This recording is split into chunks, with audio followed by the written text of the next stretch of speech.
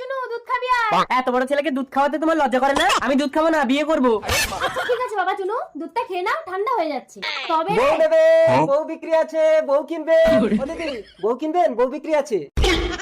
ও মা, ওই তো বউ ব্যাপারী, দুটো বউ কিনে দাও না। ও দাদা কত করে বউ? এটা 500 টাকা আর এটা 50,000। रुको जरा। কেন দুটোই তো মেয়ে, একটা 500 একটা 50,000 কেন?